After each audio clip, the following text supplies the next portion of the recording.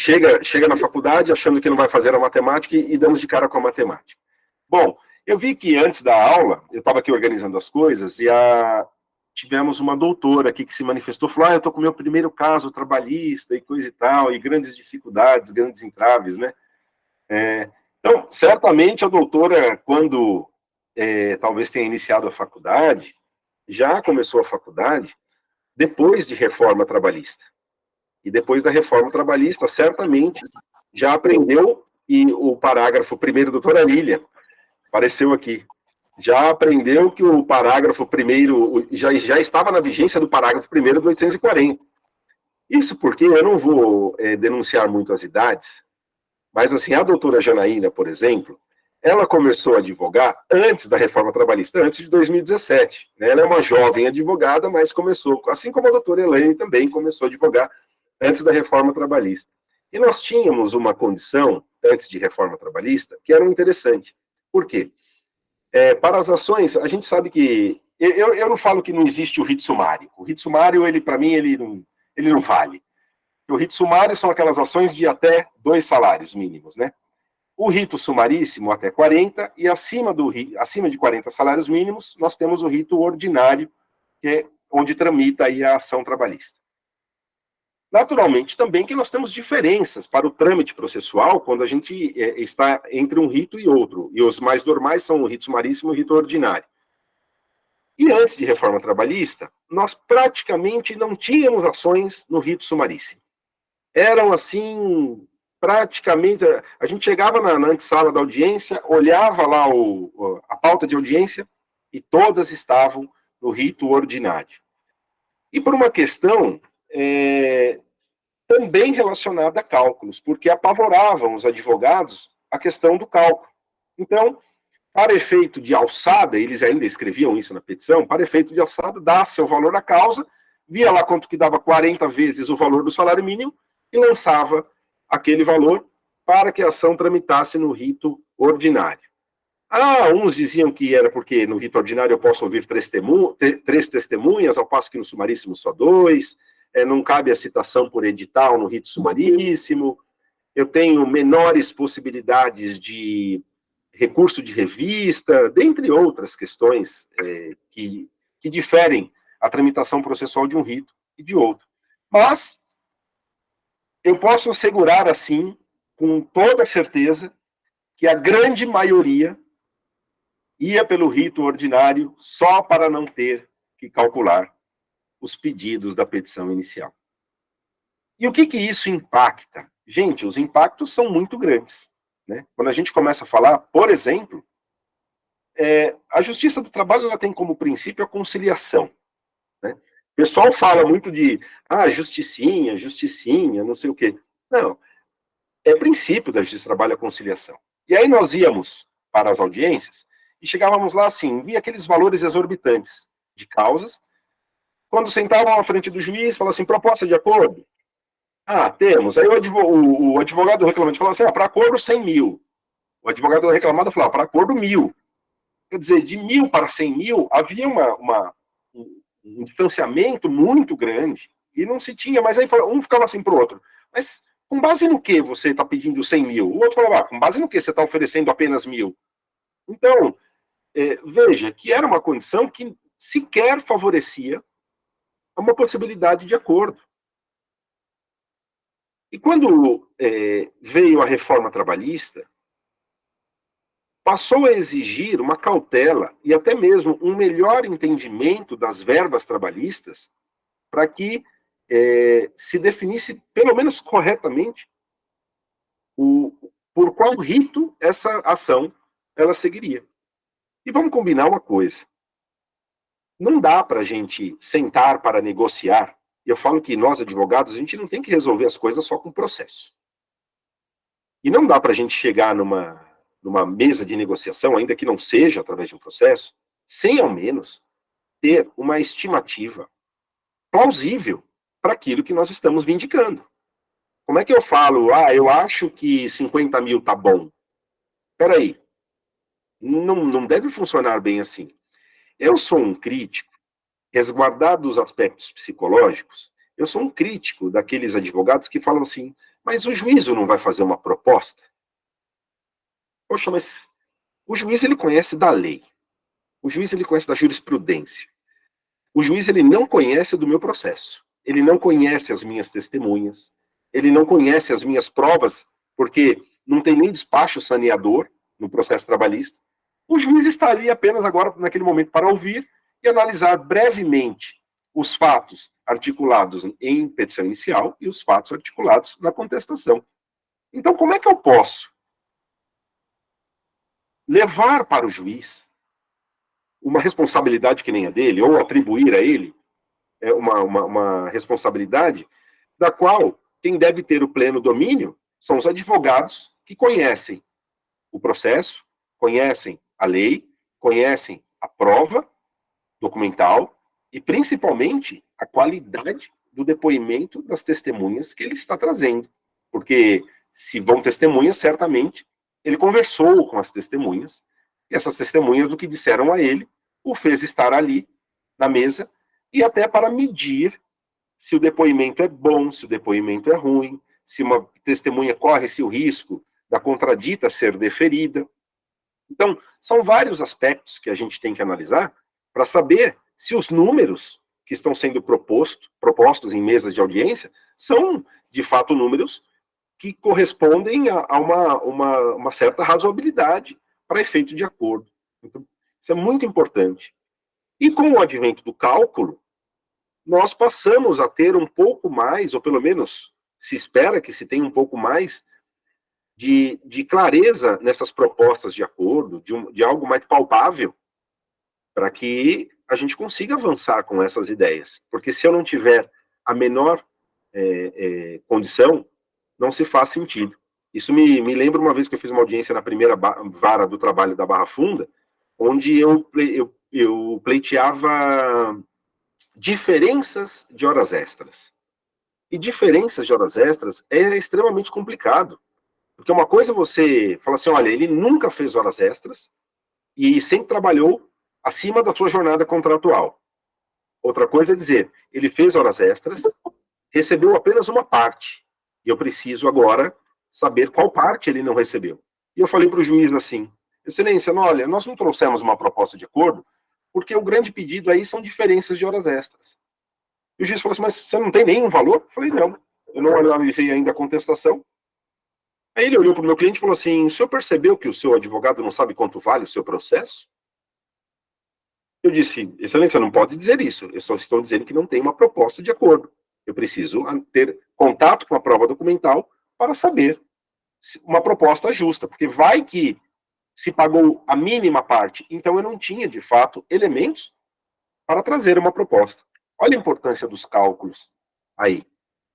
Pois bem, então chegamos aí em 2017 e uma alteração profunda, eu chamo de profunda, do parágrafo 1º do artigo 840, trouxe para nós três questões importantes, né? Eu estou até com ela aqui, vamos fazer a nossa leitura juntos? Está aqui. Para quem está no computador vai conseguir acompanhar melhor aí. Então está aí. Parágrafo 1º do 840. Sendo escrita, a reclamação deverá contar a designação do juízo, a qualificação das partes, a breve exposição dos fatos de que resulte o dissídio, o pedido, que deverá ser certo, determinado e com a indicação do seu valor.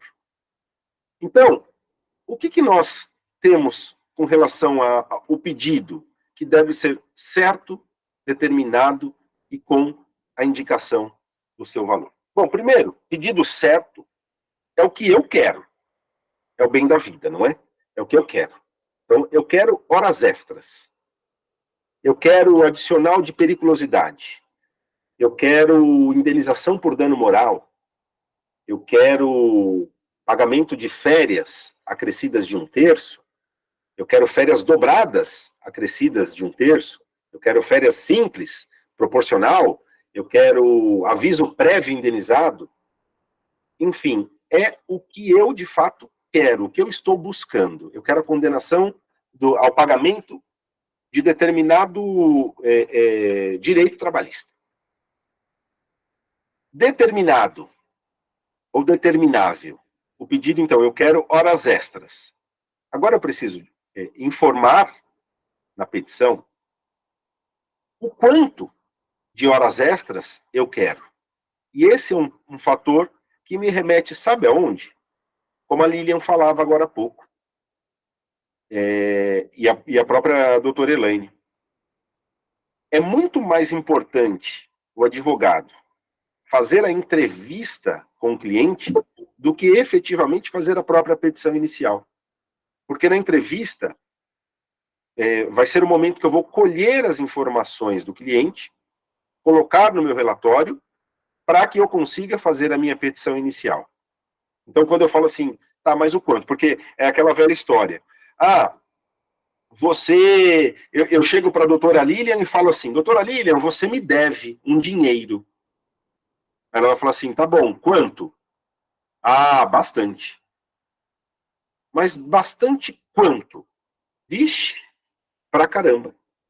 E quantas vezes a gente não está entrevistando um cliente e ele fala assim, eu fazia horas extras. Você fala assim, mas quanto? Ele fala, nossa, bastante. Bastante quanto? Vixe, olha, muitas, meu, nossa, a gente ficava lá até mais tarde. Ok, mas até mais tarde quanto? Entende o problema? Que muitas vezes está na própria entrevista. Então eu começo a dizer, do capítulo das horas extras, qual era a sua jornada contratual? Então era das 8 da manhã às 18, 1 hora de intervalo, e na sexta-feira eu saí 1 hora mais cedo para contabilizar lá as 44 horas semanais. Perfeito. E quantas vezes por semana você ficava até mais tarde? Na média, trabalhava assim, na média, 1 hora e meia por dia, além da minha jornada contratual. Opa! Então eu já tenho o pedido certo e eu já tenho o pedido determinado. Qual é esse pedido determinado? Olha, trabalhava de segunda a sexta-feira e suplantava a sua jornada contratual em aproximadamente 1 hora e meia por dia. Então, se eu contar 1 hora e meia por dia, eu já vou ter seriam 3, 6, 7 horas e meia por semana. Olha que então interessante. Eu já tenho o pedido de horas extras e já vou falar que que essa soma dessas horas extras, que 1 hora e meia a mais por dia, gera-se aí por semana 7 horas e meia extras. E aí eu só vou elevando isso à medida em que eu tenho o quê? O tempo, o período em que ele fez horas extras. Foi durante todo o contrato? Foi só um período do contrato? Então eu preciso delimitar isso para que eu consiga, então, trazer os critérios de pedido certo e determinado.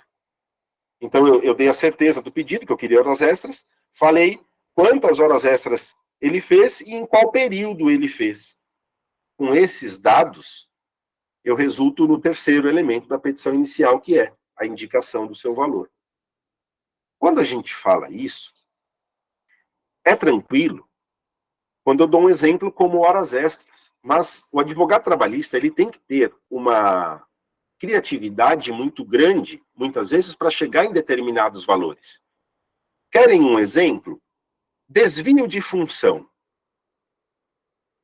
Eu preciso pedir, olha, o empregado trabalhou, ele foi contratado para ser ajudante, mas ele trabalhou como motorista. E eu quero uma diferença salarial durante todo o período. Mas que diferença é essa? Porque se fosse uma equiparação salarial, eu teria um paradigma para apontar e uma série de requisitos. Mas um desvio de função, qual é o meu critério? Na empresa tem motorista? Qual é o salário dos motoristas nessa empresa? Há na convenção coletiva uma indicação salarial para cada função naquele segmento? Porque você pode ter, você pega lá o sindicato dos hoteleiros, ele tem lá quanto ganha o piso salarial do barman, do garçom, do cozinheiro. Então, para cada função, ele determina um piso salarial. E aí você acha um critério. Mas e quando você não tem este critério? Então, tudo isso desafia o quê? A nossa criatividade. Essa semana mesmo eu vi uma publicação, não me lembro em qual site, de algum tribunal, que o empregador foi condenado a pagar ao empregado uma indenização porque ele usava o celular próprio para o trabalho. Imaginemos que você tenha um vendedor que use um veículo próprio para o trabalho e ele só é reembolsado pelo combustível e nada mais. A depreciação do veículo, a manutenção é toda dele. Como é que você cria um critério para calcular isso? Então veja que a gente tem que ter, invariavelmente, uma criatividade e expandir essas questões para tentar achar uma forma de se calcular.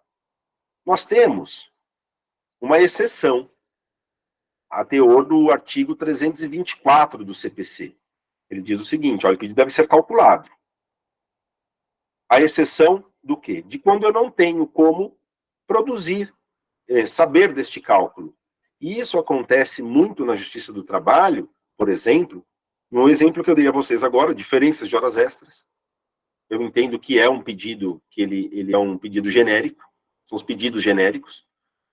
Eu tenho adicional de insalubridade. Qual é o grau do adicional de insalubridade? Eu preciso de prova técnica, porque ele pode ser 10, 20 ou 40% do salário mínimo. Então, qual vai ser o grau apurado? E vamos mais longe. Muitas vezes, você indica na sua petição inicial que ele tem direito ao adicional de insalubridade porque ele estava exposto a ruído. E na perícia, a perícia constata que o ruído não estava acima do limite de tolerância. E ele não esteve exposto. Mas ele esteve exposto a algum agente químico. E isso não torna a petição inepta. Se dá porque o pedido que você quer é o adicional de insalubridade. Não deu pelo agente que você apontou, mas o pedido é de insalubridade. Então a petição inicial não é inepta e isso já é pacificado e simulado, inclusive, pelo próprio TST. Então olha a dificuldade que nós temos. Pegue casos de redução de capacidade laborativa, doenças ocupacionais. Como é que se calcula o grau da incapacidade laborativa? É muito complicado essas questões. Mas fora esses grandes exemplos, tudo é possível de nós calcularmos. Basta o quê? Durante uma entrevista com o cliente, eu identificar qual vai ser o direito do trabalho, a verba vindicada, a quantidade desta verba e o valor desta quantidade. E aí nós tivemos isso, com o advento da reforma trabalhista, como um requisito legal da petição inicial. Então, ou seja, não é algo que eu posso não colocar na petição inicial.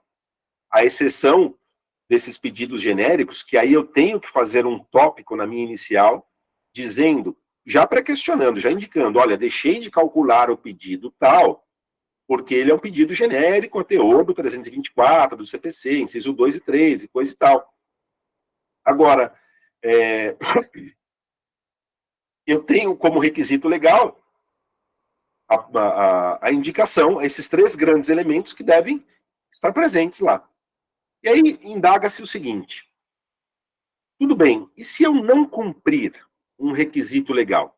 E se eu não colocar o cálculo? Aí nós temos que dar uma lida no parágrafo 3º do artigo 840, que nos diz o seguinte, os pedidos que não atendam o disposto no parágrafo 1º, que foi esse que nós acabamos de ler, serão julgados extintos sem resolução do mérito. Ou seja, se extingue o pedido sem resolução do mérito. E eu, quando comecei, doutor Naina, a advogar na área trabalhista, eu me apresentava como advogado trabalhista, as pessoas, quando eu comecei na área trabalhista. Mas eles falavam, pressupondo que algo na área trabalhista fosse fácil. E, na verdade, nunca foi. Quando você fala que a jornada, o trabalhador urbano, a jornada noturna, o trabalhador urbano, no período noturno, que compreende das 22 às 5, a hora noturna não tem 60 minutos, tem 52 minutos e meio, e que ele trabalhou 17 minutos, todos os dias, no período noturno, como é que você calcula a hora 17 minutos, correspondente à hora noturna, que é de 52 minutos e meio? É para dar um nó na cabeça. Ao passo que no cível, vamos imaginar, a doutora Janaína bate no meu carro, e eu quero acionar a justiça. Quem vai fazer o cálculo da minha petição inicial? Quem arrisca? Quem que calcula a minha inicial? É o funileiro. Porque bateu, eu vou lá no funileiro e falo, quanto fica para arrumar? Aí ele faz o orçamento, fala, ó, ficou 5 mil. Aí eu chego lá no meu escritório e escrevo assim, dá-se a causa o valor de 5 mil. Pedido, conserto do meu carro, 5 mil. Pronto. O funileiro fez o cálculo da inicial no cível. Aqui não. Aqui é muito mais complicado. A gente precisa conhecer um pouco das verbas trabalhistas, né? E aí, pessoal, entra como essa condição, e sem contar outros problemas, né? Porque o valor da causa, o que é o valor da causa? É a soma de todos os pedidos, certo? Mas nós temos algumas exceções. Se eu tenho pedido subsidiário ou se eu tenho pedido alternativo. Porque se o pedido for subsidiário, eu calculo o valor do primeiro, do principal. E se for alternativo, aquele de maior valor. Aí você vai falar, e se você somar tudo? Está errado. E qual é o problema de eu ter uma estimativa superavitária, superfaturada, ou ainda muito baixa? Eu falo para vocês, pega um processo em que você... Pensão mensal vitalícia. Você não observa o critério do artigo 292 do CPC, e o cara com 30 anos tem uma redução lá de 50%. Ou é um caso de invalidez total, que você não precisa de prova, vai ter a prova pericial, mas você já sabe, o cara está aposentado por invalidez. Invalidez total. Você pega a base de cálculo do salário dele, pega o salário, acresce do terço de férias, acresce 1/12 de 13º, 8% do FGTS, se ele tinha outras verbas, você acresce e chega lá num valor mensal. Multiplica pela quantidade de meses, considerando a tábua de expectativa de vida do IBGE, multiplica por uma quantidade de meses, dos 30 anos até os 75, vai dar uma fortuna. Na casa do milhão. Aí você vai lá e coloca o valor da causa. Tantos milhões. No dia da audiência, o reclamante não comparece e o processo é arquivado. E ele é condenado em custas. Se ele não justificar em 15 dias o motivo pelo qual esteve ausente na audiência, ele é condenado em custas. E as custas são calculadas neste momento sobre o valor da causa. Quanto que vai dar essas custas? Vai dar, certamente vai bater no limite que foi instituído pela lei de custas. E com um agravante, ainda que beneficiário de justiça gratuita, porque a DIN 5677 falou que isso não essa condição ela é constitucional, o empregado vai ter que pagar as custas para ajuizar uma nova ação. Vocês conseguem imaginar uma reclamada impugnando o valor da causa porque ele é baixo demais? A reclamada chegar e falar assim, não, este valor de causa aí está muito pouco, tem que ser maior. Conseguem imaginar essa situação? Mas eu consigo, Lilian. Sabe por que eu consigo? Porque imaginemos a hipótese que eu tenho certeza da improcedência de um determinado pedido. E que isso vai gerar sucumbência. Este é um critério. Este é um critério. Olha, esse pedido que ele está fazendo aqui, ele vai perder. Certeza. Ele não tem direito àquilo. Então, o valor do pedido está equivocado. Veja a importância de se ter essa correção, tanto para mais quanto para menos, né? Para que a gente consiga ter aí uma noção real do processo. Pois bem, o que nos preocupou um pouco com relação a esse parágrafo 3º do 840 é porque, veja, que é taxativo, né? Os pedidos que não atendam serão julgados, o disposto no parágrafo 1º, serão julgados extintos sem resolução de mérito. Só que isso colide, de uma certa forma, com a súmula 263 do TST. Por que colide com a súmula 263 do TST? Porque a súmula 263, ela diz para nós o seguinte, está aí na tela, salvo nas hipóteses do artigo 330 do CPC, o indeferimento da petição inicial, por encontrar-se desacompanhada de documento indispensável à propositura da ação, ou não preencher outro requisito legal, que é pedido certo, determinado e com a indicação do seu valor, somente é cabível se, após intimada para suprir a irregularidade em 15 dias, mediante indicação precisa do que deve ser feito ou corrigido, a parte não o fizer.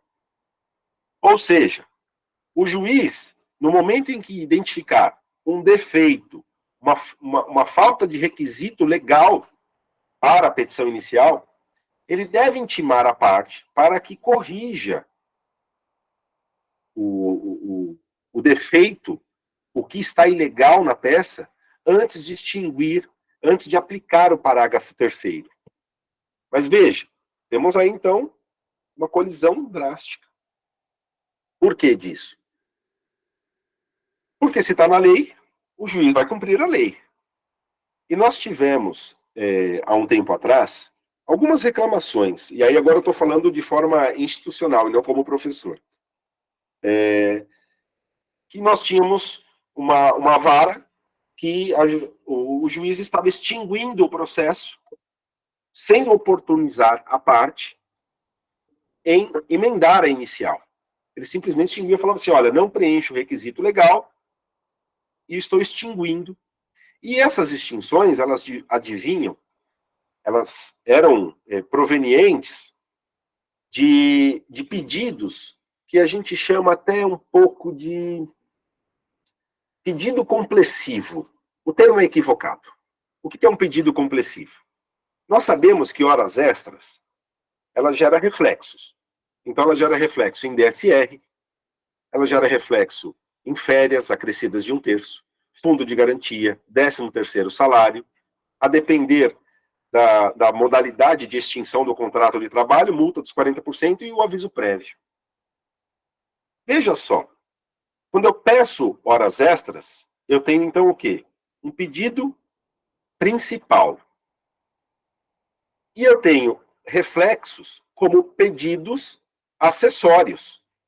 Então eu tenho pedido principal e pedido acessório, certo? Quando eu coloco tudo isso numa linha só e ao final lanço um valor, dentro de cada pedido acessório, lembre-se que ele também é um pedido. Não é porque ele é um pedido acessório que ele deixa de ser pedido. E se eu tenho que delimitar os limites da lide, vamos imaginar que eu peça horas extras, mas não coloque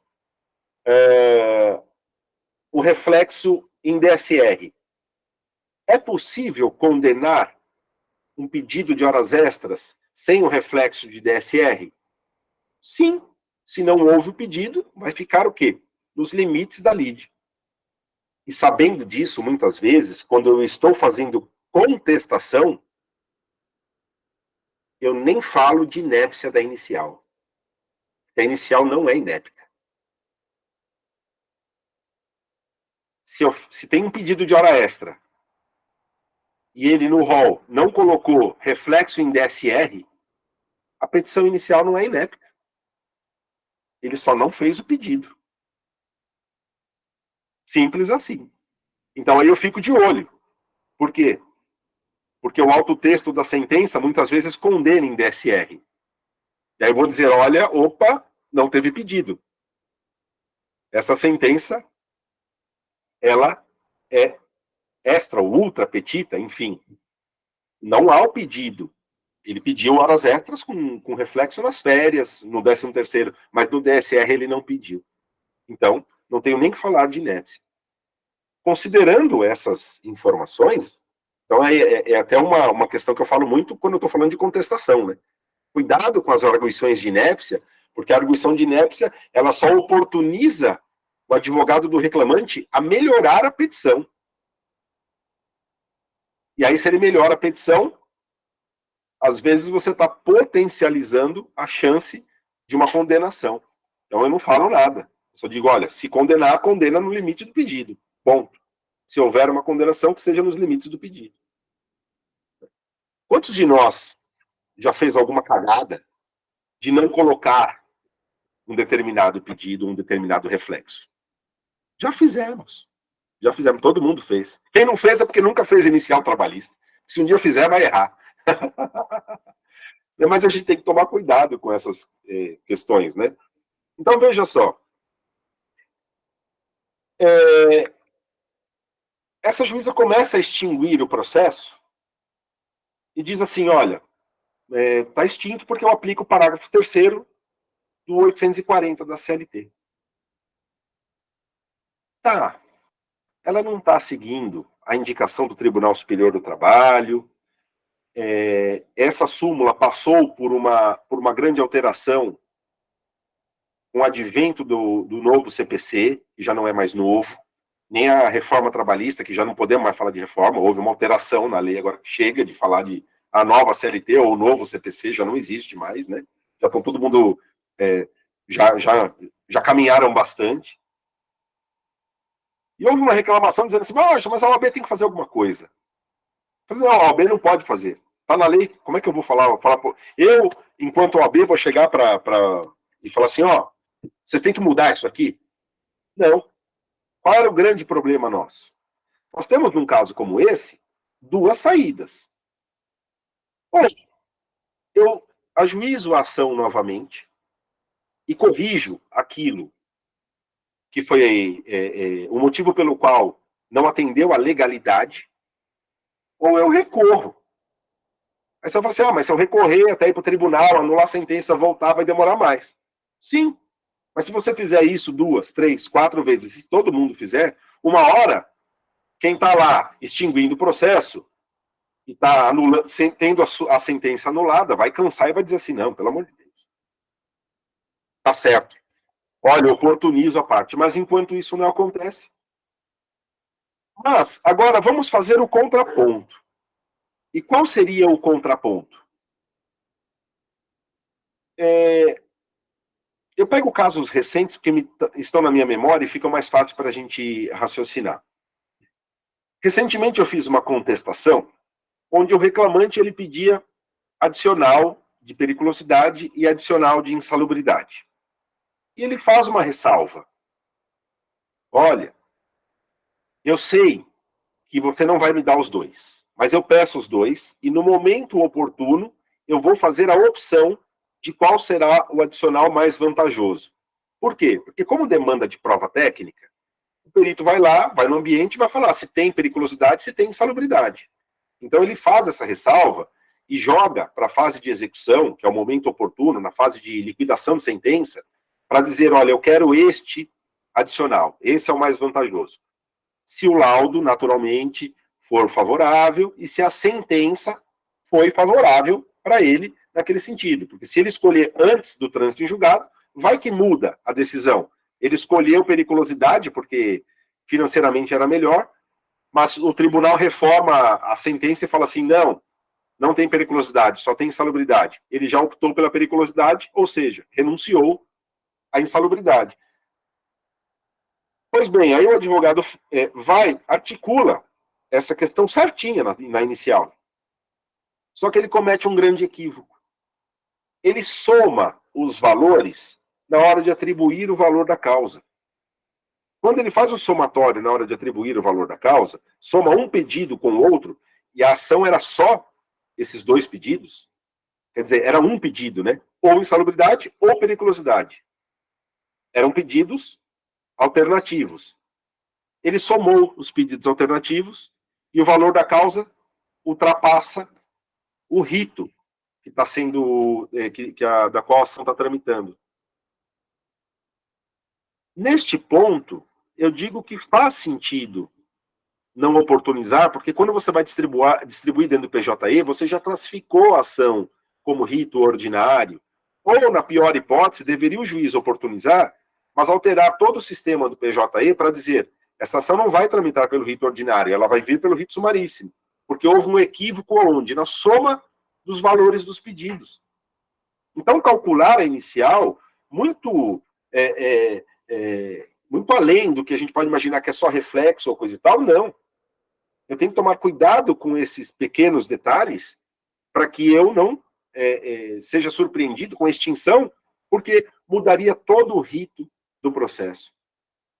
Teria uma condição aí completamente diferente. E se fosse uma ação onde o réu tivesse sido citado por edital, e na hora que eu vejo o problema dessa soma, eu diria que ele não poderia ter sido citado por edital, porque a ação tramitou pelo rito sumaríssimo. E se ele foi citado por edital e tramitou, e foi a revelia, olha os problemas que isso podem gerar, só com soma dos pedidos. Agora, é claro, qual é o grande medo nosso? É, de fato, fazer conta. E fazer conta, gente, quando você entende o direito, fica tudo muito mais fácil. Porque nós não temos grandes contas para fazer dentro do direito do trabalho. Não é um curso de engenharia que você vai passar por cálculo 1, cálculo 2, cálculo 3, calcular resistência de material. Não. É conta de mais, menos, multiplicar e dividir. Só. É multiplicação, divisão, soma e adição e subtração. Operações básicas de matemática faz com que a gente resolva todos os problemas. Pois bem, quando entra a reforma trabalhista, alguns juízes tiveram alguns surtos psicóticos e começaram a requerer, a indeferir as iniciais, dizendo que nós tínhamos que apresentar uma memória de cálculo, uma evolução salarial. E aí nós temos um outro problema. Como é que eu, na fase de conhecimento, com a complexidade que nós temos de verbas trabalhistas, calculando pedido verba principal, verba acessória, como é que eu posso atribuir ao reclamante, ou dar um encargo ao reclamante de me trazer uma conta, não digo britânica, não é essa palavra, mas para que eu faça de fato uma liquidação de tudo aquilo, mas uma liquidação não dá, é humanamente impossível. Por quê? Porque demanda de prova, de análise de prova, prova oral. Ao contrário do cível, a Justiça do Trabalho, a prova testemunhal na Justiça do Trabalho, ela é muito valorizada. A valoração da prova testemunhal, pelo princípio da primazia da realidade, tem um peso muito maior que no cível. O cível, assim, tá no documento que trabalhou das 8 às 5, trabalhou das 8 às 5. O trabalhista, não. Tá no documento, mas se a realidade fática não reflete o que está no documento, vale o quê? A realidade fática. Então, são tantos detalhes que a gente tem para compor, para chegar num denominador, para chegar num número exato, que eu não posso exigir da parte reclamante, do autor da ação, uma precisão cirúrgica dos seus cálculos para que eu consiga ajuizar a ação. E vamos mais longe. O CPC indica que eu não posso dar mais do que foi pedido na ação, né? Está lá no 491 ou 492 do CPC, e tem mais um outro artigo que agora eu não sou o doutor Francisco que guarda os artigos na cabeça. Mas, enfim, depois de vencida essa questão da obrigatoriedade de se juntar às planilhas de cálculo, vem as limitações das condenações nos valores atribuídos aos pedidos. o que passou a ser um outro problema. Porque eu fazia lá o pedido de horas extras, com seus reflexos, e chegava numa conta, num valor aproximado de 10 mil reais. Um exemplo. Feita toda a prova, já tudo consolidado, transitou em julgado, vai para cálculos apura, que tinha 15 mil, ou 12 mil, ou 13 mil de horas extras com seus respectivos reflexos. A condenação vinha assim, olha, tá vendo aí, você só pediu 10, você pediu lá as horas extras, pedido certo, determinado e indicou o valor. Eu vou limitar no valor. Olha o problema que nós passamos a enfrentar. Se nós analisarmos o parágrafo 2º do artigo 879 da CLT, e já estamos lá na fase de execução, ele diz o seguinte, apresentada lá a conta, o juiz deve, liquidada a sentença, o juiz deve abrir prazo para as partes para que elas se manifestem. Alguns TRTs, eles têm o setor de contadoria. Então, o que acontece? O processo, sentença transita em julgado, vai para o setor da contadoria faz as contas e apresenta no processo. E aí o juiz intima as partes para que elas se manifestem. No TRT2, aqui em São Paulo, é muito comum que o juiz intime uma das partes para que apresente o cálculo. Reclamada, apresente o cálculo. Aí a reclamada apresenta. Reclamante, manifeste-se sobre o cálculo. E aí o reclamante vai se manifestar, ou vai fazer a impugnação, ou vai concordar com os cálculos, né? Então, veja, se o juiz delega isso para uma fase de execução, onde eu já tenho o título executivo, que é a sentença, título judicial, executivo, a possibilidade de discutir essas questões, por que eu vou exigir esta precisão no momento em que eu ajuizo a ação? Isso foi chegando no TST. E hoje é pacífico, graças a Deus é pacífico.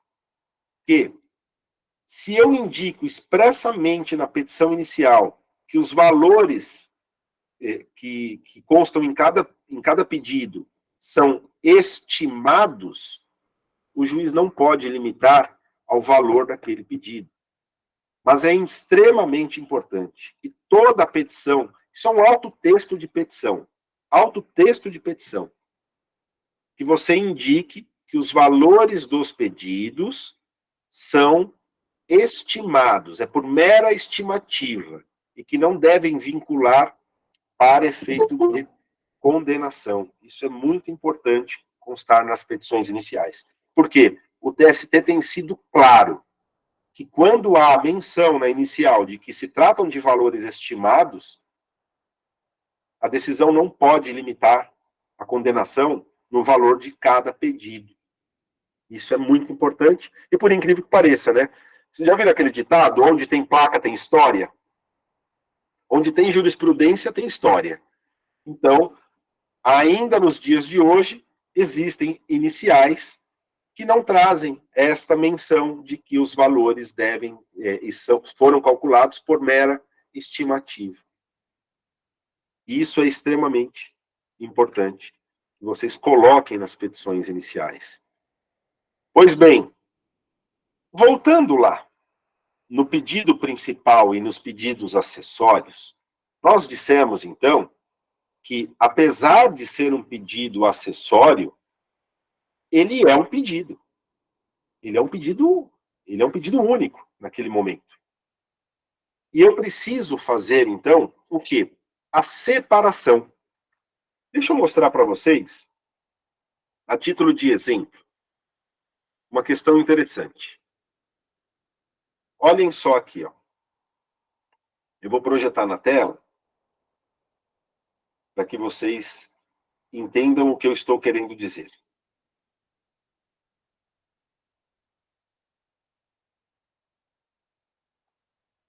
Essa é uma planilha de cálculo, tá? Simples. Uma planilha de cálculo simples. E o que diz essa planilha aqui, ó? Veja que quando eu faço as contas, aqui é um exemplo de um cálculo de diferença salarial, tá? Então, eu apurei a verba principal. Eu quero a condenação em diferença salarial. Essa é a verba principal, certo? E eu tenho no azulzinho as verbas acessórias.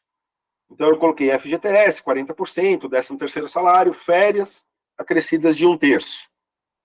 Ok? Se eu faço a forma correta, considerando que ainda que acessório, o pedido é também um pedido, eu coloco, então, na minha inicial, condenação ao pagamento das diferenças salariais,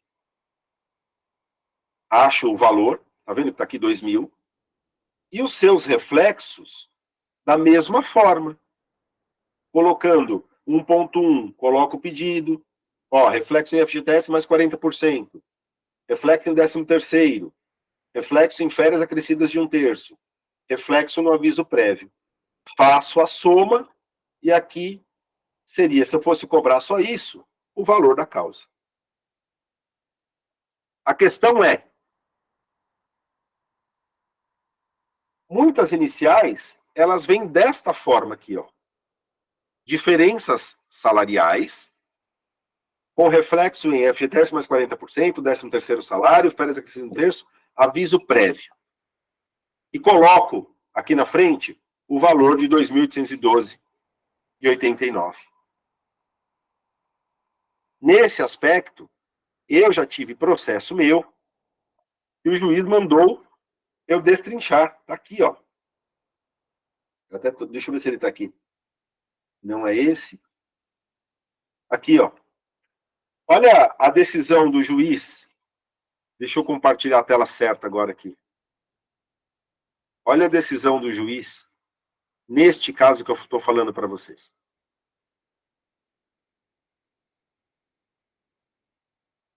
Determina a emenda da petição inicial, devendo cada pedido ser certo, determinado com indicação individualizada dos seus valores, de cada pedido, inclusive, e de cada reflexo separado, portanto, conforme o parágrafo 1º do 840, combinado com 141 e 322, e o 422 do CPC, sendo vedado ao magistrado condenar a parte em quantidade superior à pedida, modo que não pode ser aceita a liquidação compressiva dos pedidos, englobando mais de uma verba, ou aglutinando no mesmo item os reflexos pretendidos, até porque cada reflexo é também um pedido individual, ainda que acessório, o que impede a correta fixação dos limites da lide.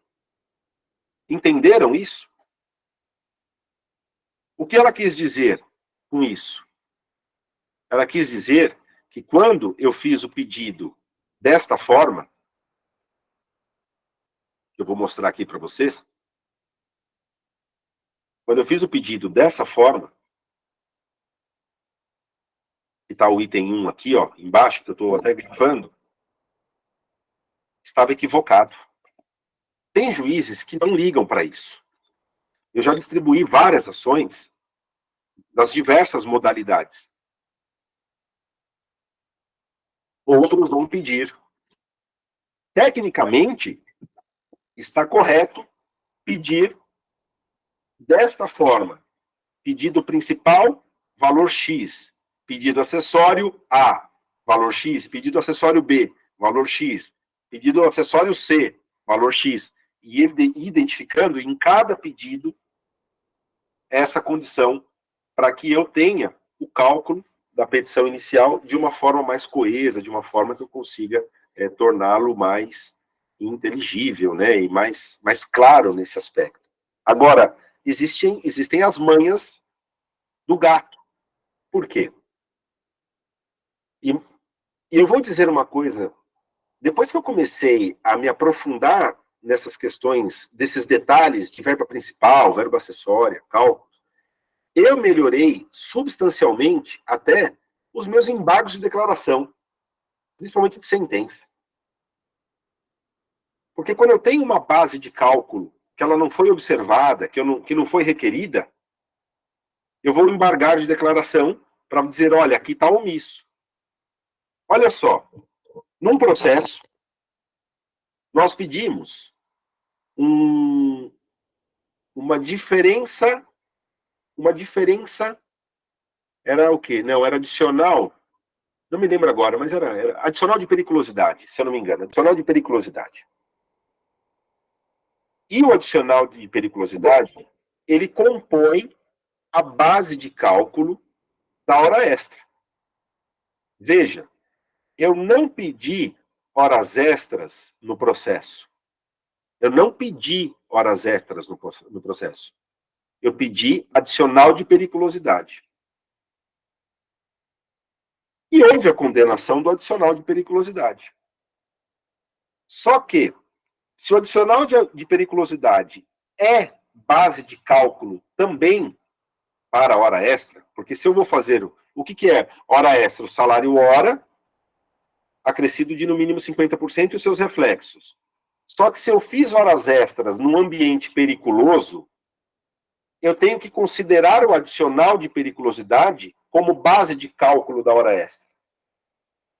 Então você vem naquele pedido dizendo, eu quero adicional de periculosidade com reflexo em FGTS mais 40%, 13º, férias acrescidas de 1/3, aviso prévio, DSR, ok? Ok. Reflexo nas horas extras realizadas ao longo do contrato de trabalho. E a hora que eu faço o reflexo da hora extra, é como se eu estivesse calculando a hora extra apenas agora com o adicional de periculosidade. E se esse cálculo tem que ser refeito, as horas extras não tem reflexo em DSR, férias, FGTS, fundo de garantia? Então você também tem que fazer exatamente este caminho novamente. É como se você voltasse na folha de pagamento da empresa, abrisse a folha de pagamento da empresa e dissesse o seguinte, lá, quando você me pagou a hora extra, a base de cálculo dela estava equivocada porque ela não levou em consideração o adicional de periculosidade. E se ela não levou em consideração o adicional de periculosidade, agora refaça a conta da hora extra considerando o adicional de periculosidade e os reflexos que isso teria.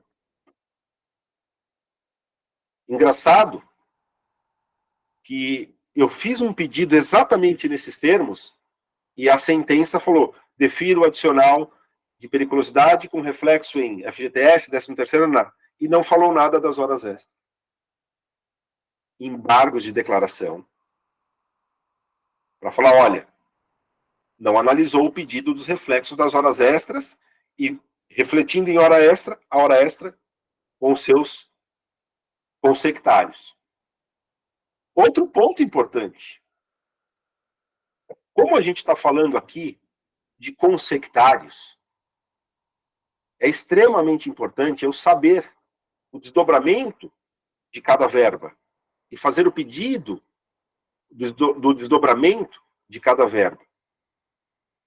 Ainda nessa ação que eu falava para vocês, da semana passada, que eu contestei, que somou os pedidos, né, de periculosidade e insalubridade, o que aconteceu? Vejam, olha a informalidade, né? Olha a falta de técnica que se apura. Naturalmente que eu tomei cuidado aqui de suprimir os nomes, tá? Para que não haja nenhuma exposição sem necessidade. Deixa eu achar aqui. Olha como foi feito o pedido. Nessa condição. Pagamento, reflexo em verbas rescisórias, no valor de 1.839. Aí eu pergunto aos senhores, o que é mais grave? Colocar tudo numa linha só e atribuir um valor ao final, ou simplesmente falar assim, eu quero pagamento de reflexo em verbas rescisórias? Quais verbas rescisórias você quer? Porque se você não souber as verbas rescisórias que você quer, não tem como como muitas vezes faz assim, pedir, eu quero horas extras com reflexos. No quê? No quê? Também é um outro problema. Então, entendo a importância da gente fazer essas contas, esses cálculos de uma forma prática. Naturalmente, não dá para a gente, volto a dizer, não dá para a gente ter a precisão cirúrgica, mas eu tenho caminhos que eu posso fazer que me auxiliam. Uma das coisas que costuma dar muita dor de cabeça para nós advogados é cálculo de hora extra. Porque são tantos reflexos que a gente às vezes fica assim, caramba. Ah, mas aí como é que eu faço? E aí eu adotei um critério muito simples. Vamos lá. Se eu preciso saber o valor de um salário hora, como é que eu descubro o valor de um salário hora? Podem abrir o microfone e participar aí.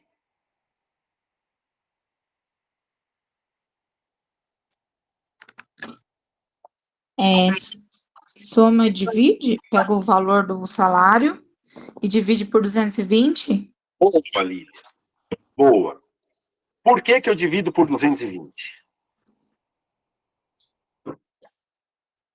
Bom, como eu me formei em 2005, eu só lembro que era por 220. Agora, porque eu não lembro, não.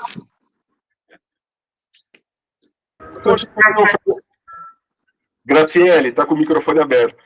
Quer falar alguma coisa? É o horário contratual, né? Como se fosse...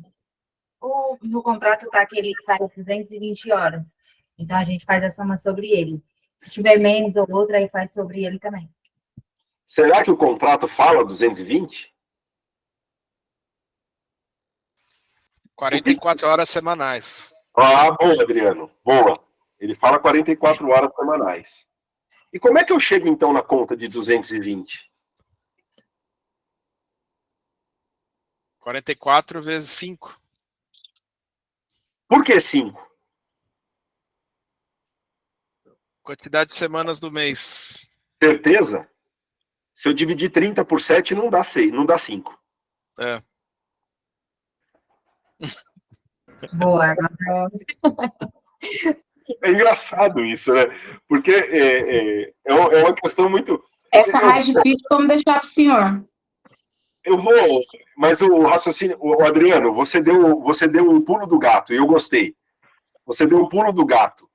Você atropelou a minha surpresa aqui no curso, mas não tem problema, não. Mas vamos desenhar, porque é importante saber. Desculpa. Mas, tecnicamente, você está correto, tá? Você está correto. Mas vamos lá. Muitas vezes não vem descrito no contrato 220 horas.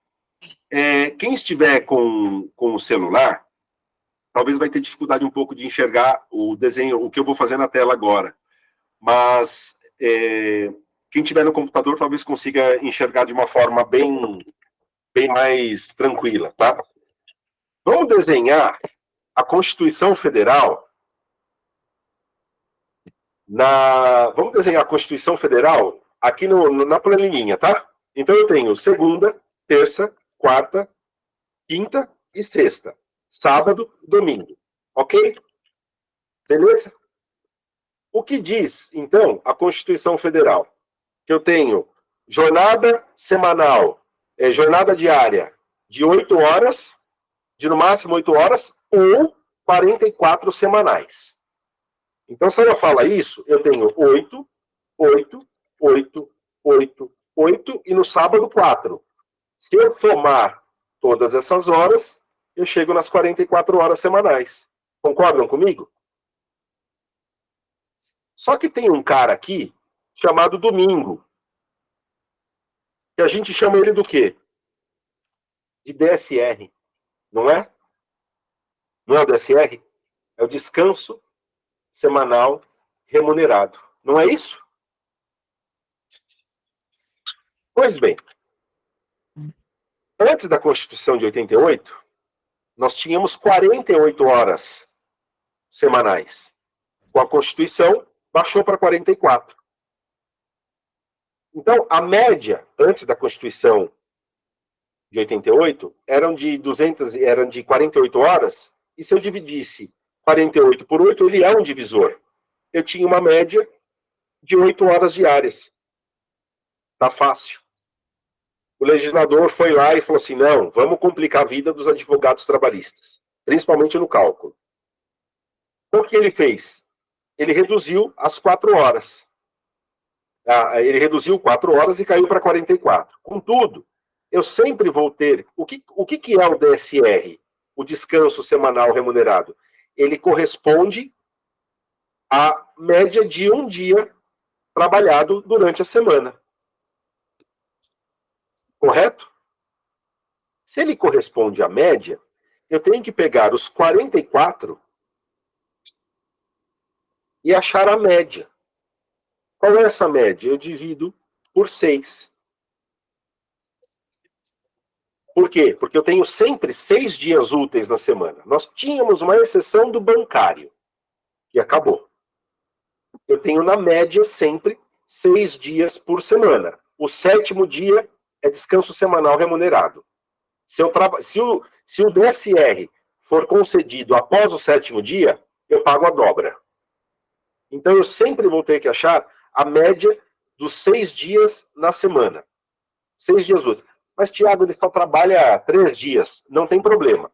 Pega a jornada de 3 dias e sempre vai dividir por 6, porque são os dias úteis na semana. Então, eu pego os 44 e divido por 6. E ele me dá um resultado de quanto? 7,33333. Perfeito? Pois bem. Se eu tenho que indenizar o DSR, o nome já não diz? Descanso semanal remunerado. Eu não digo nem indenizar, a palavra correta é remunerar, né? Se eu tenho que remunerar o DSR com a média do que eu trabalhei ao longo da semana, então agora eu pego a média, o valor da média, e multiplico por 30. Os 30 dias do mês. Cheguei no divisor, então, de 220. Diga, Maria Moreira. Desculpa, professor. Foi engano. Sem problema. Entenderam isso? O divisor de 220? Por que ele é 220? Tá bom. Pode ser que seja por força de um contrato de trabalho, por força de uma convenção coletiva, de um acordo coletivo, o indivíduo tenha fixado apenas 40 horas semanais. O sábado é 0 e o DSR continua sendo DSR. Então, se eu tenho só 40 horas semanais, durante os 5 dias da semana, ele trabalhou as 8 horas. Ao final da semana, ele vai ter 40 horas, correto? Pego as 40 horas, vou dividir por 6, da mesma forma, e vou achar a média de horas trabalhadas na semana. Pego esta média, multiplico por 30. Eu não preciso indenizar o DSR? O meu divisor é de 200. E se eu tiver um trabalhador que só trabalhe 36 horas por semana? Ao final da semana, ele vai ter... Perdão, faltou um 6 aqui. Ele trabalha 6 horas por dia, perdão. 6 horas por dia. Ao final de uma semana, ele vai ter 36 horas. 36, eu divido por 6, ok? E agora, eu pego 6 e multiplico por 30. Qual é o divisor dele? 180. Agora, vamos imaginar, então, vamos andar um pouco com a nossa planilha. E eu vou pedir... A Sheila França está nos ouvindo? Sim, professor. Sheila, me fala aleatoriamente um salário mensal. R$2.000. Ô, Sheila, paga melhor, vai. 2.800. 2.800, gostei. Então, a Sheila está me falando de R$2.800, certo? Certo. Olha que beleza que fica isso. Eu preciso saber o valor do salário hora deste empregado. Vamos imaginar que aqui nós tenhamos 3 empregados distintos. Que ao final de um mês, todos ganham a mesma coisa. Mas eu lhes pergunto, quem ganha Professor. mais? Diga. Professor, desculpa interromper. Depois você pode calcular o trabalhador 12 por 36? Olha você querendo me ferrar, hein? Eu acho que eu posso. Eu acho que eu Obrigada. Eu Lógico pedi que eu posso. professor. Não tem problema, não. A gente calcula o que mandar de não calcular. Veja só. Para eu saber, então, agora o valor do salário hora, eu preciso pegar o divisor, o salário, e dividir pelo divisor. Correto? Então, nesta condição aqui, ele ganha quanto por hora? 12,73. Mas o funcionário que abaixo ali, que faz 40 horas, ele também ganha 2.800 por mês, não ganha? Só que para ganhar 2.800, ele trabalha menos. Então o valor do salário dele é maior, vai para 14 por hora. E se o cara que também ganha os mesmos 2.800, só que só trabalha 36 horas por semana, ele também ganha mais, porque ele ganha 15,56 por hora. Entenderam esse raciocínio? Aí quando você compara um número com o outro, você começa a perceber que o divisor ele é extremamente essencial para eu calcular hora extra. Porque se ele tem uma jornada fixada inferior a uma semana, a 44 horas semanais, naturalmente o divisor dele vai ser um divisor menor. Quanto menor o divisor, maior o salário hora. Então, se eu fosse colocar aqui o valor da hora extra, eu pegaria os 12,73 e aplicando o adicional mínimo que está na lei, que é o de 50%, o valor da hora extra dele seria de R$15,09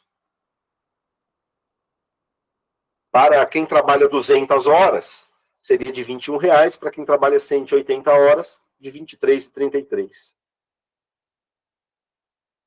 Entenderam a importância disso? Então vamos mais longe. Voltamos lá para a inicial.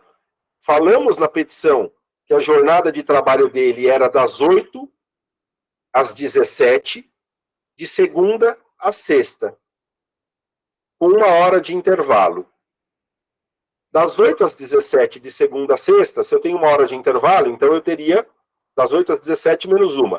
Eu teria 9 horas por dia, 9 horas das 8 às 17, menos 1 do intervalo intra-jornada, 8 horas. 8 horas vezes 5 dias, são 40 horas semanais. Aí eu vou falar assim, olha, quero as horas extras e que elas sejam calculadas com um divisor de 200, pois a sua jornada era de 40 horas semanais. Eu falo isso porque eu já tive processos em que no contrato de trabalho a jornada semanal era de 35 horas. Quando saiu a sentença, saiu com divisor de 220. Embarguei. O juiz falou, não tem previsão na lei para fixar um divisor menor que 220. Aí eu falei, é mentira, tem sim. Recorri e o tribunal reformou e falou, não, de fato, o divisor é de 175. Viram a importância disso? Tá, mas eu dei essa volta toda por uma questão muito simples. Eu estava falando lá para vocês de horas extras, não estava falando de horas extras? E por que eu parto da semana? Primeiro, antes de eu falar disso, deixa eu só agora fazer falar com o Adriano aqui. Adriano, você foi um cara que matou a minha surpresa, viu? Eita. Porque o que eu gostaria que ficasse claro para vocês é Entenderam por que divide por 6? Sempre vai dividir por 6? Entenderam por que eu multiplico por 30? Divido por 6, acho a média da semana. Então, achei o correspondente a um dia de trabalho, a média de um dia de trabalho. E multiplico por 30 para eu remunerar o descanso semanal. Perfeito? Entenderam esse raciocínio? Se alguém não entendeu, é hora de levantar a mão. Por gentileza, me falhou aqui no nome. Graciele? Isso. Eu não entendi o que você falou. Por gentileza, poderia repetir que falhou aqui? Posso repetir. Divide a jornada semanal por 6, sempre por 6, porque eu preciso saber a média correspondente aos dias úteis da semana. E multiplico por 30, porque eu vou remunerar o DSR. Ok? Dividi por 6, achei. E não confundam, porque aqui, isso daqui está em horas, correto? Não está em horas isso daqui? Aí você vai falar assim, nossa, mas e esse 6,66 aí? Por quê? Que hora que é essa? Vocês fazem ideia por que 6,66? Tem ideia disso? Não. Não, né? Nem eu. Eu tenho sim, eu tô brincando. 6,66 é porque é o seguinte, agora olha aqui para minha cara, eu tenho que parar a apresentação agora para vocês olharem para minha cara. O dinheiro está na grandeza centesimal. A hora está na grandeza sexagesimal. A cada 60 segundos eu tenho 1 minuto. E a cada 100 centavos eu tenho R$1. Entenderam? Então eu preciso fazer a conversão. Então, para eu fazer a conversão, é simples. Não requer muita habilidade. Vamos voltar para a planilha, porque agora, se vocês lembrem-se, hora sexagesimal. A cada 60 segundos, 1 minuto. A cada 100 centavos, R$1. Então, se eu multiplicar, por exemplo, o meu salário hora por 1h30, 1h30 no relógio seria 1,3. Está errado. É 1,5. Ok? Então você tem que saber o quê? Uma questão de fazer esta conversão. Vamos para a nossa lousa eletrônica aprender esta conversão. Estamos nela. Não deu essa dízima 7,33 aqui? Estão vendo essa dízima 7,33? O que ela quer dizer? Eu tenho que pegar o ponto 33333, só o ponto 33333. Estão vendo? Agora eu pego esse valor e multiplico por 60. Dá 20. Ou seja, na hora relógio, a média corresponde a 7 horas e 20 minutos. Entenderam?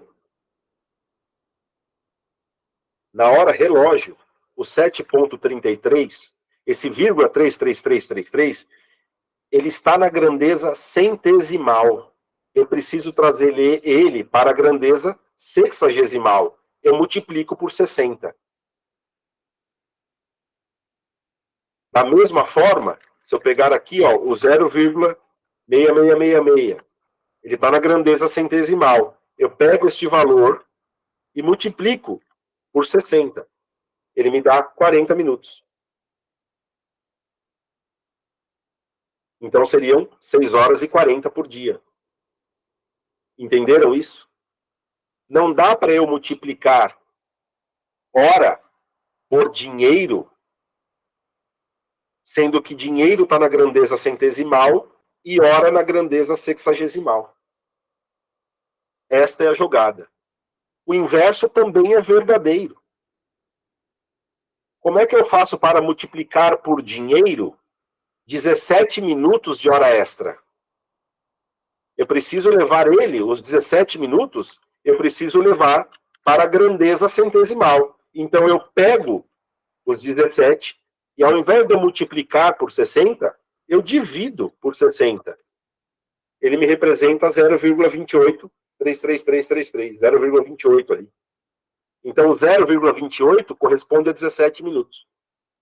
Se eu quero transformar minutos para o centésimo, para eu multiplicar pelo salário hora, eu divido por 60.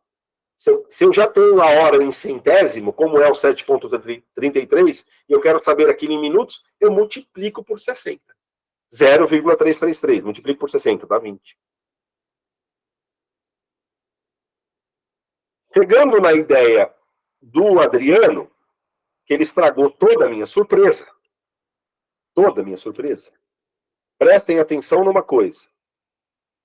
Eu vou pegar os 44 e vou multiplicar por 5.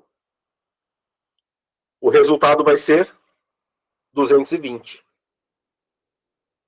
Eu vou pegar as 40 horas e vou multiplicar por 5. O resultado vai ser 200. E eu vou pegar as 36 horas e multiplicar por 5, vai dar 180. Mas isso não está relacionado com semanas no mês. Mas simplesmente uma regra matemática. Porque se eu pego os dias, divido por 6 e multiplico por 30, 30 dividido por 6 dá 5. Então basta eu multiplicar por 5 a minha jornada semanal que eu vou encontrar o meu divisor mensal. Essa é a dica, é o pulo do gato que o Adriano fez. A única coisa que o Adriano derrapou no finalzinho foi 5 semanas. Foi a única coisa que ele derrapou. Do resto ele matou tudo. Do resto ele matou tudo. Parabéns, Adriano. Parabéns. É que ele não quis estragar a surpresa toda, então ele deixou o finalzinho assim diferente. Precisava deixar um pouco pro mestre, né? Pode crer, pode crer. Quem foi que me perguntou do 12 por 36? Fui eu, professor. Sei. Ei, então vamos lá. O 12 por 36, ele tem uma característica diferente, tá? Veja só, no 12 por 36, você trabalha na segunda 12 horas, folga na terça. Trabalha 12 horas na quarta, folga na quinta. Trabalha 12 horas na sexta, folga no sábado. Trabalha 12 horas no domingo, certo? E folga na segunda. Aí, na terça você trabalha 12 horas, folga na quarta. Trabalha 12 horas na quinta, folga na sexta. Trabalha 12 horas no sábado, folga no domingo. Ok? Esse é o 12 por 36. Desenhamos ele aqui. Você soma a primeira semana, ele trabalhou 48 horas. E na segunda, 36 horas. Certo? Certo. O que você faz? Somou, deram 84 horas as 2 semanas. E aí você precisa achar uma média dessas 2 semanas. Então você divide 84 por 2, você vai ter uma jornada semanal de 42 semanas na média.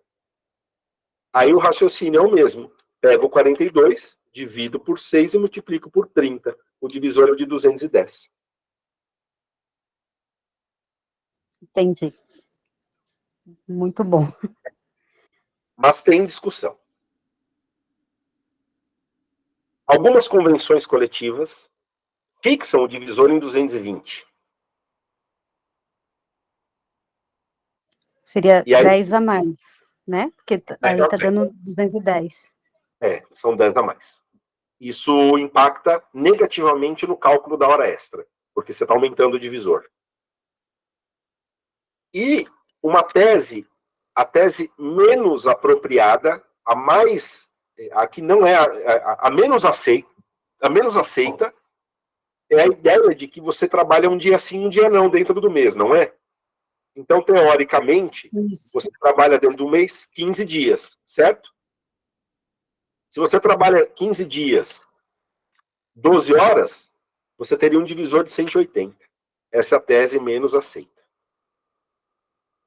A mais Porque aí aceita. aumentaria o valor da hora. Mas a mais aceita é o 210. É a primeira que eu te expliquei. Tá Entendeu? certo. Obrigada. Pois bem. Então, a gente começa a fazer um cálculo onde eu achei o que aqui? O valor da hora extra, não achei? De acordo com o divisor. Compreenderam aqui?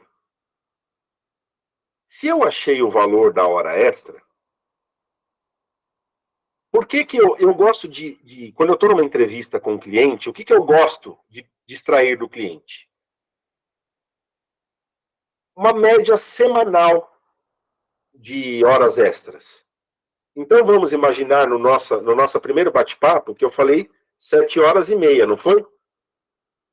Não foi? 7 horas e meia?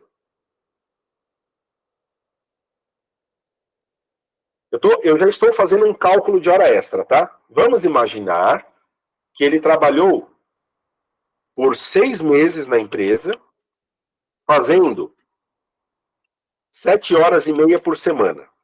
Esse é o nosso exemplo. 6 meses, fazendo 7 horas e meia por semana.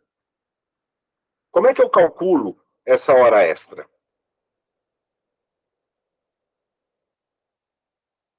Vamos fazer de uma forma simples. Eu posso trabalhar com a ideia de que o mês tem 30 dias, certo? Quantas semanas eu vou ter dentro do mês? Então eu pego os 30 e divido por 7.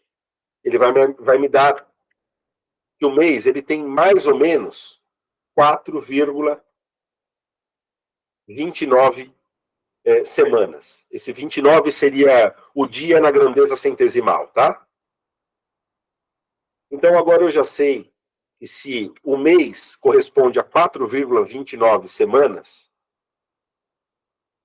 basta eu pegar os 7,5. Não foram 7 horas e meia por semana? Nós não pactuamos que seriam 7 horas e meia por semana? Vezes 4,29, que é o número de semanas do mês. Vezes 6 meses de contrato de trabalho que ele fez essas horas. Logo, eu vou ter o quê? 193,05 horas extras ao longo de 6 meses. Não tenho isso? Conseguiram me acompanhar neste raciocínio?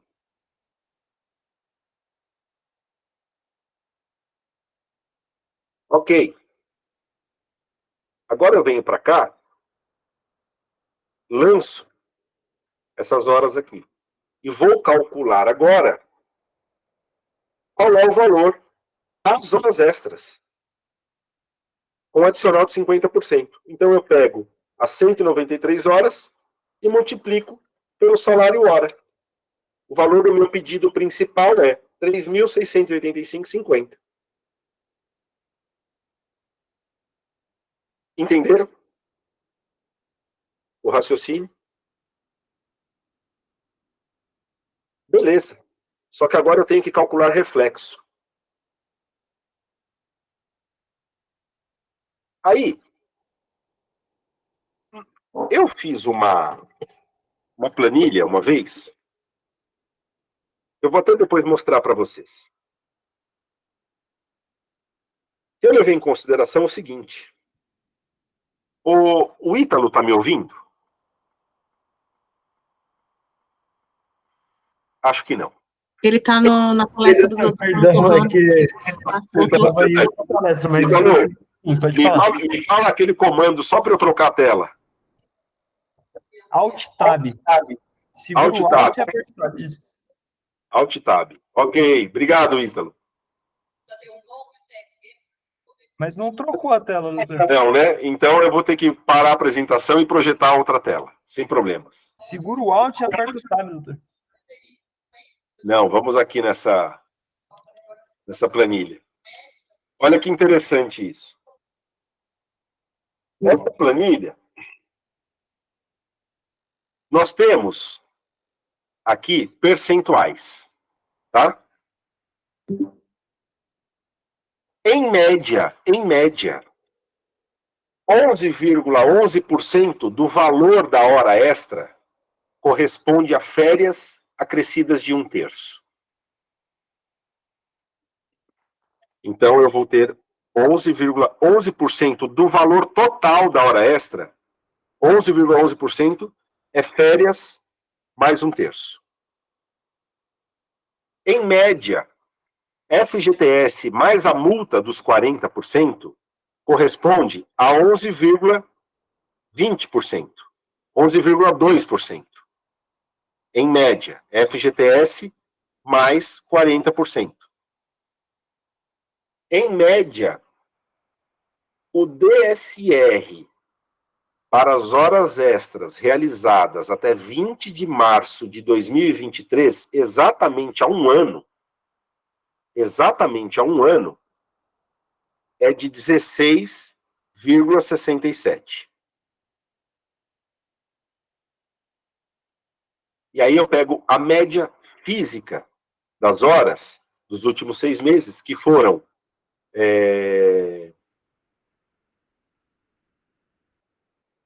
no nosso exemplo, deixa eu abrir a nossa planilha aqui, da nossa lousa. A média daria, agora eu pego o 193, daria 4,29 horas extras. Não, 7,5. Vou pegar aqui a média física. Dariam 32 horas e 32,18 horas por mês de hora extra. É que eu fiz a conta direto. Então eu precisaria ter o 32, que vai dar em torno aí de 5%. Neste nosso exemplo. 5,72%.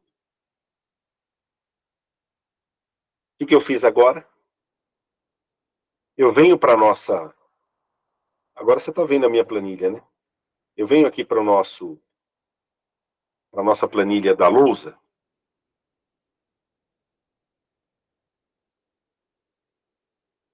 Deixa eu projetar ela de novo.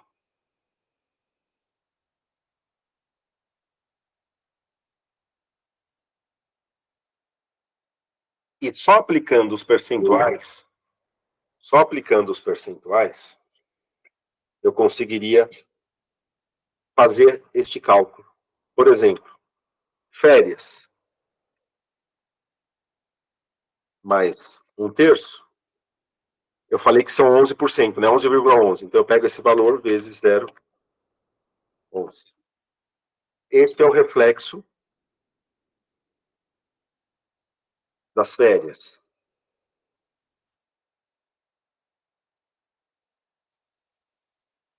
Esse é o reflexo das férias. FGTS mais 40%.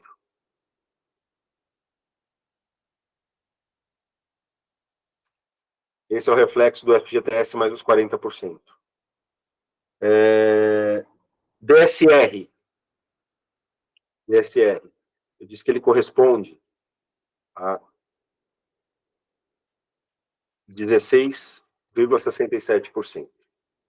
Então, agora eu tenho o cálculo total da hora extra e os seus reflexos, e aqui no aviso prévio. Vamos calcular na média 6%, arredondar para cima.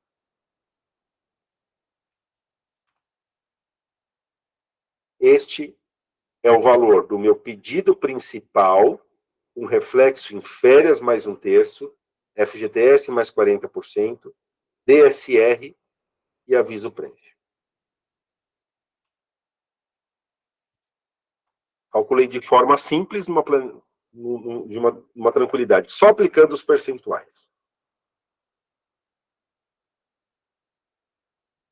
Falando ainda de hora extra, nós teríamos que tomar cuidado, por quê? O TST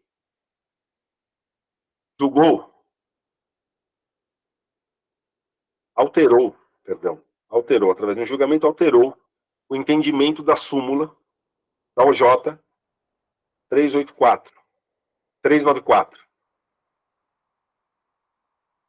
e passou a considerar a base de cálculo da hora extra, os reflexos em férias, 13º, fundo de garantia e aviso prévio, ele passou a considerar o valor da hora extra acrescido do DSR. Olha só a alteração que nós tivemos da OJ 394, das horas extras feitas a partir de 20 de março, ou seja, as horas extras do último ano, exatamente do último ano para cá, mudou a forma de cálculo. Vai visualizar melhor a hora que eu projetar aqui a nossa planilha.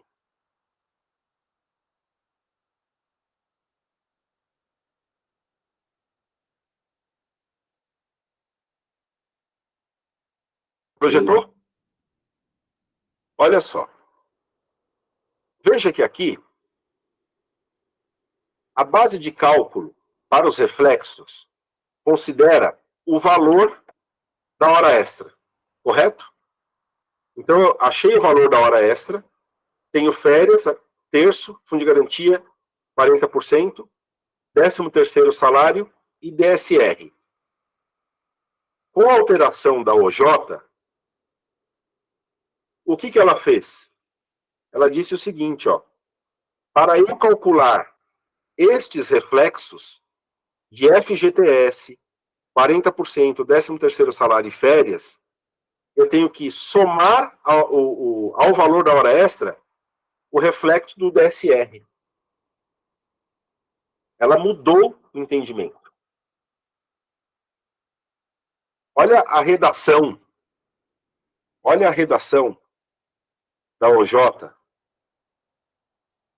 o que era e como ficou.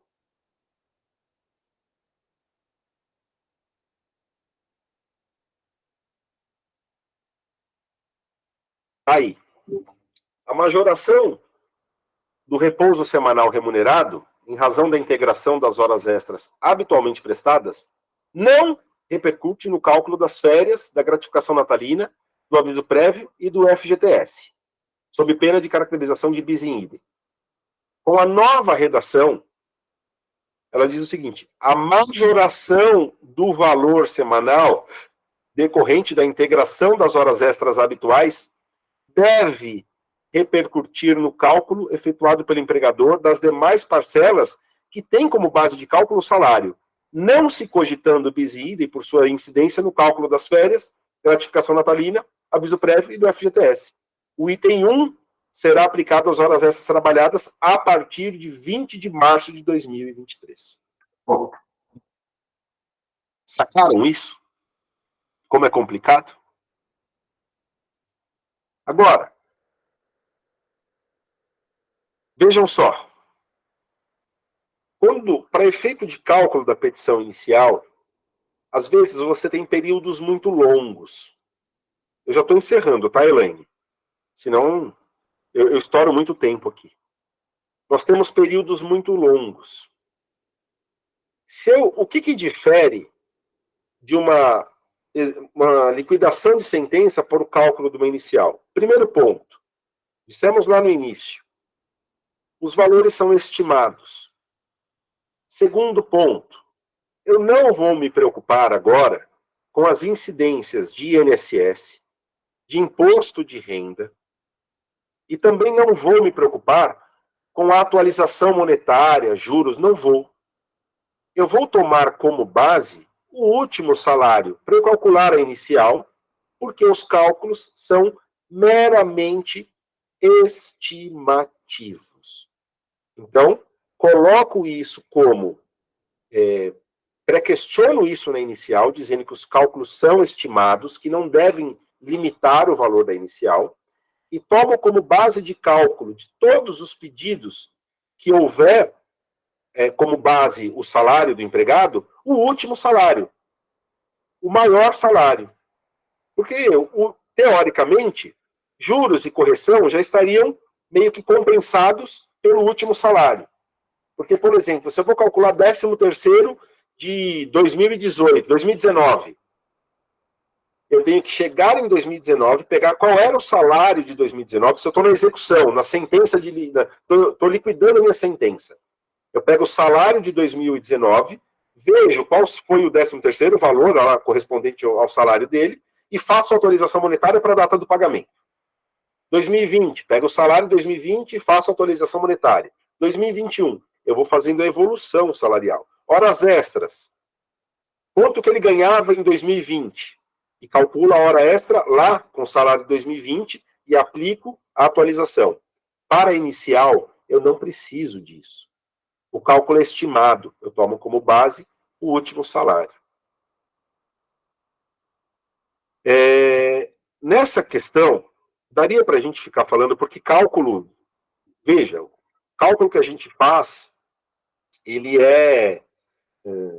a gente está dando um exemplo aqui. Eu acho que o aspecto macro é vocês terem ideia de sempre criarem critérios para que vocês consigam estimar o cálculo.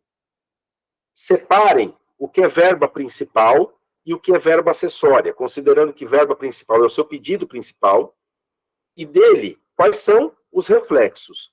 E separe os reflexos.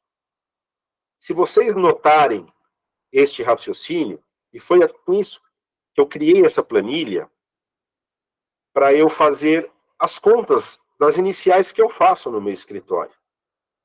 Isso aqui é o que eu uso no dia a dia. A gente vai... Vocês entenderam todo este raciocínio, não entenderam? Então agora nós vamos fazer um cálculo, por exemplo, de horas extras, com informações de bate pronto. E vamos ver quanto tempo a gente gasta para fazer isso, usando planilha simples de Excel, tá? Adriano, você me ajuda nessa? Ajuda. Vou tentar, né, mestre? Para a gente não entrar na seara da OJ, vamos limitar um cálculo de hora extra realizados antes da alteração da OJ, tá? Mas a planilha contempla as duas situações. Me fale, agora tudo rápido, tá, Adriano? Tudo rápido. Me fale um salário mensal. 7.150. Me fale um divisor. 200 horas. Me fale um adicional de horas extras. 50%. Vamos lá, 50. 50. Me fale, na entrevista com o seu cliente, na média, quantas horas extras por semana o seu cliente falou para você que ele fazia? 12 horas. 12 horas por semana. Me fale o número de meses que ele trabalhou na empresa, não prescritos e antes de março. 7 meses. 7 meses. Ótimo. Vamos aqui embaixo, se ele trabalhou 7 meses. Para o aviso prévio, como ele corresponde sempre, quando for superior a 12 meses, é a média dos últimos, então eu tenho que colocar, como foi menor que um ano, eu tenho que colocar a quantidade de meses aqui, tá? Pronto, está feito o cálculo da hora extra. Está feito o cálculo da hora extra que você me falou. Muito rápido, né? Entenderam? Ô Lilian, você tá com essa cara aí? Você entendeu? Eu entendi. O que eu estou pensando aqui é assim, preciso de um curso de Excel. Vamos melhorar isso. Nós vamos ganhar a planilha, mestre? Vamos sim. Eu mando essa planilha para vocês. Só lembra o seguinte, tá? Agora, olha a importância de se fazer o cálculo com relação à observância da OJ. Vamos usar os mesmos critérios para as horas extras feitas após a OJ? Então, vamos mudar aqui, ó. Só vamos pegar o mesmo critério, tá?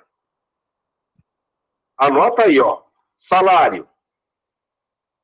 7.150, certo? Divisor de 200, você me falou? Isso, 12 horas por semana? 12 horas. 7 meses? 7 meses. 7 meses. Olha a diferença que vai dar de alteração de OJ. Um cálculo deu 31.839,66, o outro deu 33.574,34.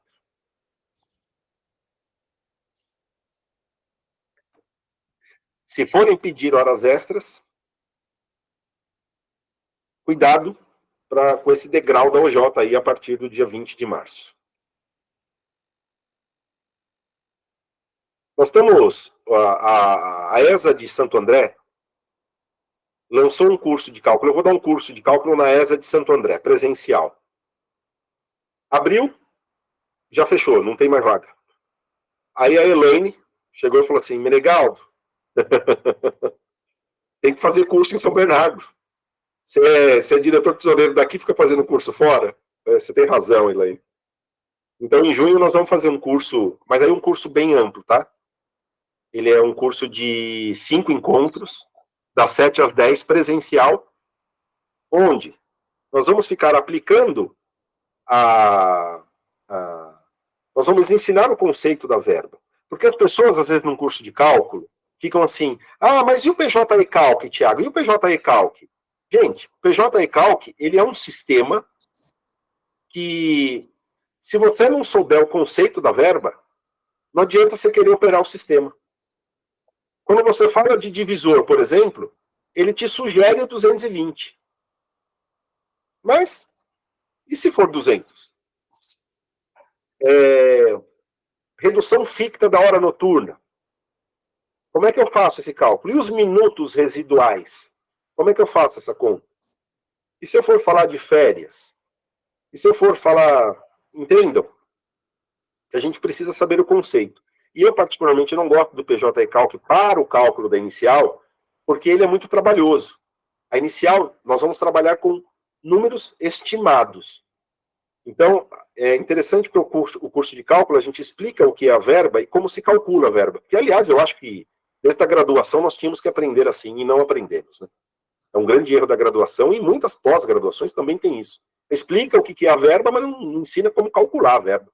Isso é complicado. Então, se vocês tiverem a oportunidade, a subseção de São Bernardo aderiu àquele programa da anuidade de volta.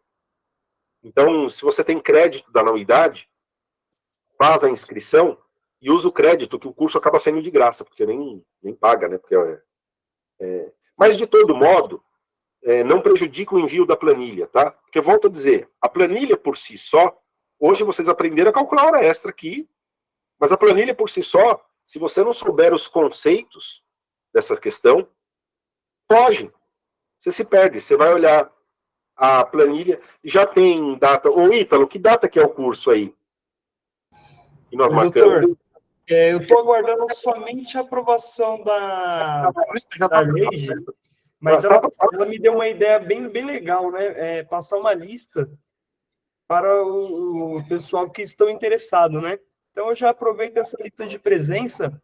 Eu acredito que amanhã já vai estar no nosso site, tá? Beleza. Inclusive, gostaria de avisar os advogados, né? Para utilizarem os créditos da anuidade. Por quê? Os créditos da anuidade do ano passado, eles vão vencer agora no final do mês 3, né? E se não utilizar, acaba perdendo, né? Então, eu em conversa com alguns advogados aqui internamente, poxa, quando eles acessaram aqui, eles tinham quase R$ 1.700 de crédito de anuidade, o que seria equivalente a quase um semestre de uma pós-graduação, por exemplo, né? Então, eles ficaram super felizes. Então, muitos não sabem dessa informação, então, sempre bom reforçar. Legal, pode E o usar do então. São Bernardo será melhor, né, meu amigo? Com certeza, com certeza. Vou até mostrar aqui para vocês, rapidinho. Nós já temos 2 cursos no nosso site, tá bom? Então, que basta vocês estão visualizando? Sim. Não, agora sim. Então, aqui no nosso site da subseção, vocês podem dar um Google. Aqui vai ter uma abinha da ESA. Basta clicar aqui e depois clique em ver mais. Atualmente nós estamos com um curso de inteligência artificial programado para o dia 18 de abril e como atuar em divórcio. Esse é em EAD, então o pessoal de Santa Catarina pode se inscrever aí, né? Só precisa ver se eu acho que a anuidade de Santa Catarina não é verdade. Boa, né? Mas também dá para fazer o EAD, né? Sim. E a gente consegue fazer essa questão. Bom, enfim, entenderam a importância? Gente, não deixem de pré-questionar a petição inicial, de fazer os cálculos por estimativa, né? Durante a entrevista com o cliente, extrair dados para que vocês consigam fazer o cálculo, porque é aquela velha história. Tá, eu fiz muita hora extra, mas quanto de hora extra? Eu preciso estimar as horas extras. É muito importante isso. Se porventura vocês não conseguirem o cálculo, como, por exemplo, adicional de insalubridade, um pensionamento mensal, indiquem que o cálculo é genérico, esse pedido, o valor do pedido é genérico, e o 324 do CPC, inciso 2 e 3, com a inteligência do 492 do CPC, não permite que você faça o pedido, mas não atribua o valor, em razão que você vai precisar de outras informações que você não dispõe naquele momento, como, por exemplo, um laudo pericial, uma perícia, ou mesmo a apresentação dos documentos da empresa. Tá, na pior hipótese, se for estimar, estime um valor, tente estimar o quanto... Veja, inicial permite estimativa, nada muito fora. Tomem cuidado com os valores que a gente atribui ao valor do processo, porque eu disse a vocês, nesses casos de pensionamento mensal, que você chega a causas milionárias. Só que se você observar o 292 do CPC, parágrafo 1º e 2º, você tem como diminuir o valor da causa. Eu não estou falando que você vai perder dinheiro colocando um valor menor, não é isso. Porque quando a gente lê o 291, ele fala assim, quando você tiver prestações vencidas e vincendas, você calcula as vencidas e as vincendas. Parágrafo 2º. Se as vincendas for por prazo indefinido ou superiores a 1 ano, o seu pedido vai corresponder a uma parcela anual. Então, quando eu faço o cálculo, por exemplo, de pensionamento mensal vitalício, eu vejo o salário mensal, o que compõe a remuneração mensal. Então, é salário acrescido de terço de férias, 13º, fundo de garantia. Achei o valor mensal. Multiplico por 12. Este é o valor do meu pedido. Está limitado? Não. Vai indicar na inicial que este valor corresponde ao que está no parágrafo 2º do 292 do CPC. Esses dias eu fiz uma audiência, era um caso de morte do trabalhador. E o valor da causa deu 300 mil.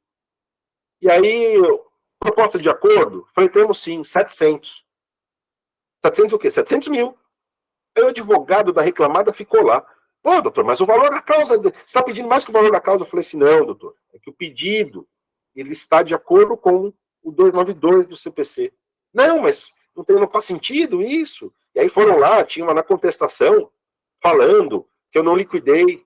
Aí eu fui lá explicar para ele que quando a prestação é vincenda e ultrapassa, indefinida, ou maior que 1 ano, o valor do pedido, basta que eu calcule o valor de uma prestação anual. O raciocínio é o mesmo, por exemplo, é besteira que eu vou falar e não tem nada a ver com trabalhista, mas de execução de cota condominial. Você está advogando para um condomínio, vai cobrar cota condominial, vai executar cota condominial. O cara está com 2 vencidas. vencidas. Você entra com a ação e fala assim, olha, e eu quero que condene nas que forem vencendo no curso do processo. É indefinido, não é? Então você faz o valor correspondente a uma prestação anual. Pega o valor da cota condominial, multiplica por 12. Este é o valor da causa. O raciocínio é o mesmo, a aplicação da lei é a mesma.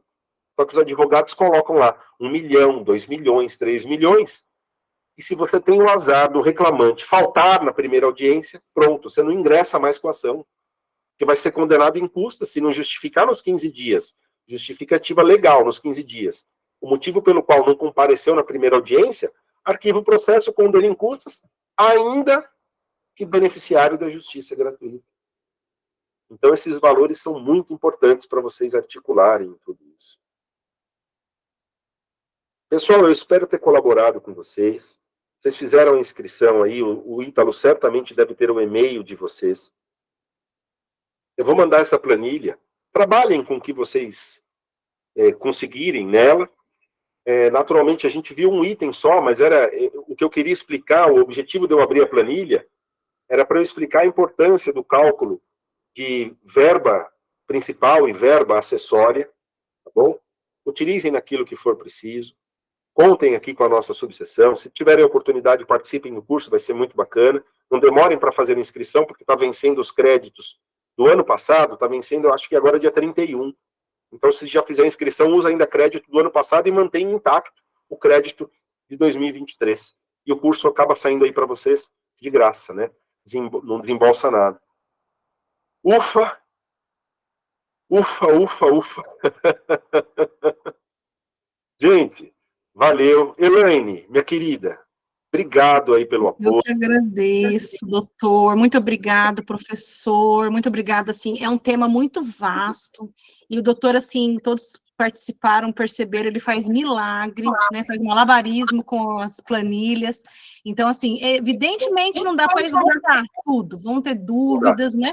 Mas, assim, tentem vir para São Bernardo em junho. Nós vamos ter 5 dias de curso e vai ser completamente exauriente dos temas, escalas 12/36. O professor seguramente vai entrar em todas as escalas de trabalho, 220, bancário, 180.